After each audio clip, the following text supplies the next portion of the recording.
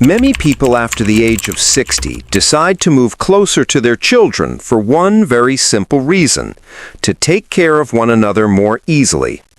But only a few months later, they end up sitting in my office, their eyes filled with worry, whispering, "Doctor, I think I may have made a mistake." It is not because they do not love their children. It is not because their children do not love them. It is because there are things about generational differences, about the unspoken parts of daily life that none of us can predict. Today, I want to share with you 6 reasons why living close to your children after 60 is sometimes not the best choice. These are lessons I have learned for more than 30 years of caring for thousands of older adults in the United States. One of these truths may change the choice you are about to make. Part 1. You might become an accidental burden. Mrs. Margaret was 73 years old and had lived in a small town in Wisconsin. She decided to move closer to her son in Minneapolis because she thought, "I am getting older, and being near my child will help me feel less lonely." It sounded completely reasonable. It sounded exactly like the kind of thing a loving parent would do. But only 3 months later, she sat in front of me, her voice so soft it was almost silent, and she said, "Doctor, I am afraid I am bothering my son." It was not because her son complained. It was not because he showed frustration. But she sensed something that older adults often notice before anyone else does: the quiet overload hiding in their children's eyes. Adult children today live inside a clock that never seems to slow down. They work 50 to 60 hours every week. They take care of young children. They manage their households. They worry about finances. They sit through meetings that never end. They face pressures that previous generations never had to deal with. And when you move close by, even if you never ask for anything, they still add responsibility to themselves. No one means to. No one is at fault. Life between 2 generations simply does not fit together the way it used to. The painful truth is this: older parents often notice these pressures long before their children realize they are carrying them. And that makes them feel like a burden, even when no one has said a single word. I always tell my patients, love does not make you a burden, but circumstances can make you feel like one. Living close can warm your heart, but sometimes it also creates invisible pressure for both sides. A little distance gives each person enough space to love each other in a gentler way. Because sometimes love is not about being right next to someone. Love is about giving each other room to breathe. Part 2. Independence and self-respect can fade away quietly. I remember Mr. Harold, 69 years old, living in Portland. He had been a strong carpenter who could fix almost anything in his home, from a squeaky hinge to a dripping faucet. But after he moved to live close to his son, everything slowly changed. At first, it was just a few small things. "Dad, let me take care of that." "Dad, if you need anything, just tell me."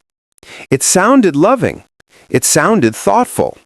But over time, quiet habits began to form. He went grocery shopping less often. He drove less. He hesitated to go out because his son would say, "I will drive you." Things he used to handle easily were suddenly things he waited for his son to help with. One day he sat in front of me and said a sentence I will never forget. "Doctor, I feel like I am shrinking. I do not feel like myself anymore." None of us want to become dependent, and none of us want our children to carry more than they already do. But when you live too close, it becomes very easy to slip into the habit of letting your children do things simply because it is convenient. Your children help out of love, but that help can unintentionally take away your chances to move your body, use your mind, and make your own decisions. For older adults, independence is not just a skill. It is dignity. It is the feeling that I am still capable. I am still in control of my own life. I always tell my patients, as long as you can do things on your own, you are still young. When you live farther away, you naturally have to keep doing certain things. You have to go grocery shopping. You have to cook. You have to drive. You have to handle daily tasks. You have to make small decisions throughout the day. And these are exactly the things that keep your mind sharp, your body active, and your spirit confident. Independence is not pride. It is the foundation of healthy aging. Choosing the right distance is sometimes the way you keep yourself strong while also easing the pressure on your children. Your 60s, 70s, and even 80s can still be years when you stand tall, move with confidence, and live freely in a life that belongs to you. Part 3. When living too close makes the heart drift apart. There is something no one tells you ahead of time. Living close to your children does not always bring you closer. Sometimes it can make the relationship crack faster than anyone expects. I still remember Mrs. Helen, 67 years old, from Seattle. She moved to a home just 1 block away from her daughter because she believed it would make the family feel more connected and joyful. But only a few months later, during a routine checkup, she told me, "Doctor, I feel like I show up in her life more than she needs me to." I stayed quiet because I have heard that sentence hundreds of times. When you live too close, the subtle boundaries that keep peace between 2 generations begin to fade. You stop by the house right when your child comes home from work. You just want to check in, but your child is exhausted after a long day. You give advice about how they raise their kids. You think you are helping, but your child feels judged. You want to feel connected, but they feel like you are stepping into their space. You feel hurt when they do not visit, but their schedule is so full there is no room left. No one is wrong. No one is unkind. But being too close turns tiny things into noticeable scratches. Mrs. Helen added, "When I lived farther away, every visit felt joyful. Now that we live so close, I feel like I have to be more careful than I am with strangers." I placed my hand gently on her shoulder and told her something I have said many times to many patients.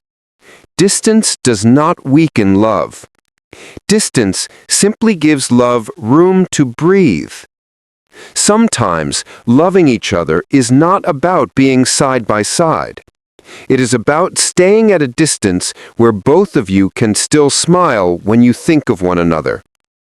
And you know, if what I am sharing touches a part of your story or the story of someone you care about, I want to invite you to do something simple. Please like and subscribe so I can continue to walk with you in the next videos. Every week, I send you calm but honest reflections about life after 60, how to find joy, how to stay healthy, and most importantly, how to stay true to yourself. Whether you live alone, live near your children, or are still figuring out your next step, you are not alone on this journey. And now, let us go back to the main topic. Part 4. When both sides carry pressure, children are not ready, and parents fear becoming a burden. Parents in their 60s often worry about becoming a burden, while their adult children may not yet be ready to take on more responsibility. These 2 emotions meet, and together they create a quiet but very heavy pressure. I remember Amanda, 42 years old, from Denver, walking into my office with her mother. She took good care of her mom and loved her deeply, but there was always a bit of tension in her eyes. When her mother stepped out of the room, Amanda said to me, "I love my mom, But I do not know how to divide my time anymore. I have 2 young children, my job is stressful, and my mom just moved to live right near my house. She lowered her head as if she had done something wrong. Only a week before, her mother, Mrs. Patricia, 71 years old, had said to me, "Doctor, I can see she is overwhelmed. Every time I ask her for help with something, I feel like I am pulling her down." Do you see what is happening? Parents are afraid of causing trouble. Children are afraid they cannot take good care of their parents. Both sides stay silent, and it is exactly that silence that hurts them the most. No one means to cause harm. No one is at fault.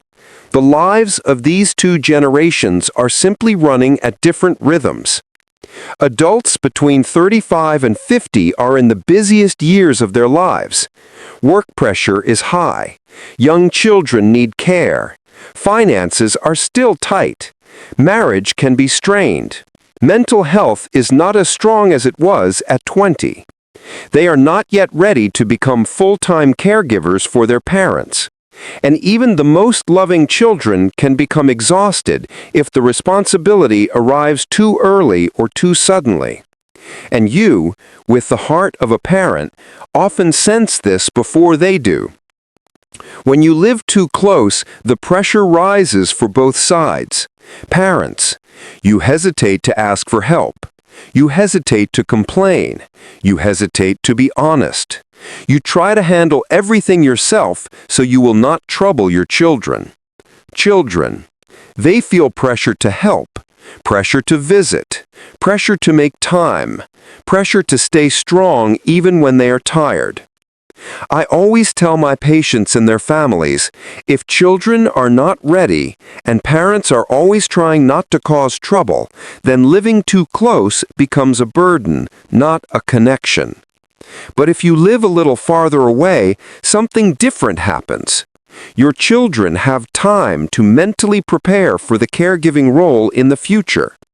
You preserve your independence and your dignity. Visits become genuine moments of joy. No one feels forced to show up every day. Love becomes lighter, not another silent responsibility. Distance does not break love. Distance simply gives both sides the space to love each other in the right way. Part 5. Becoming a full-time grandparent can make you lose yourself. I remember very clearly Mr. Samuel, 71 years old, who moved from Michigan to live near his daughter because he thought he would enjoy his later years with his grandchildren. During a regular checkup, he told me, "Doctor, I just wanted to play with them, not take care of them the entire week." In the beginning, everything felt wonderful. He picked up his grandkids from school a few afternoons. Sometimes he watched them in the evenings for a couple of hours. Then things slowly changed. One day it was, "Dad, I have a meeting. Can you watch the kids?" Another day became, "This weekend we have something to take care of." Soon it turned into a regular schedule, almost like a full-time job. Mr. Samuel sighed and said, "I love my grandchildren, but I am starting to feel like I am doing a job no one asked me if I wanted." Many grandparents fall into the same situation. They love their families, but they also get tired. They do not want to say no, but they want days for themselves. They do not want to disappoint their children, but they also want to rest. When you live too close to your children, the line between helping and being responsible becomes blurry. No one is trying to take advantage of you, but the busyness of their lives quietly pulls you into a role you never actually chose. I always tell older adults who come to my office, you deserve to love your grandchildren in a way that makes you smile, not in a way that wears you out. When you live a little farther away, you can be a wonderful grandparent at your own pace. You visit when you have the time. You play with your grandkids when you truly feel joyful. You head home when you need rest. You live your own life without feeling guilty.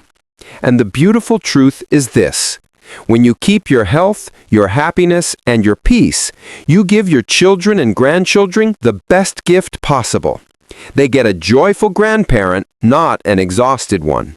Part 6. When you choose a life that makes you happy, expanding your world, rebuilding your community, and finding the best version of yourself. Do you know what touches me most when I work with older adults? It is the moment I see them, after so many years of living for others, finally ask themselves a very important question. What about me? How do I want to live? That is when they begin the most beautiful chapter of their lives. When you live farther away, your world opens instead of shrinking. I remember Mrs. Linda, 70 years old, who used to live in Ohio. She moved to Florida not to be close to her children, but to be close to the sunshine, the sound of the ocean, and the dance classes she had given up for 40 years.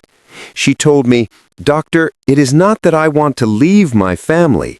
I just want to live in a place that makes me feel young." Within a few months, she had new friends. She joined a book club. She attended Zumba classes for adults over 65. She had morning coffee with women her age. She had gentle days by the water with no rush at all. If she had lived right next to her children, she would never have discovered life in this way. When you are happy, you give your children the greatest gift of all, peace of mind. Your children feel lighter when they know you have friends, a community, daily activities, reasons to wake up with excitement, a life that does not depend on waiting for someone to visit. Your happiness is a priceless gift to the children who love you. Growing older is not a time to shrink. It is not a time to live entirely dependent on someone else. It is the time when you have the right to live fully in your own way. Choose a place that makes you smile. Choose a life that makes you feel alive. Choose the distance that allows your love with your children to breathe, to be peaceful, and to last. You are not selfish when you live for yourself. You are fulfilling the final responsibility of a life lived with kindness, to live beautifully so your children can see you happy. And you know, if what I'm sharing touches a part of your story or the story of someone you care about, I want to invite you to do something simple. Please like and subscribe so I can continue to walk with you in the next videos. Every week, I send gentle but genuine reflections about life after 60. How to stay joyful, how to stay healthy, and most importantly, how to stay true to yourself. Whether you live alone, live near your children, or are still finding your next step, you are not alone on this journey. If you enjoy this video, then there's a good chance you will also like this one.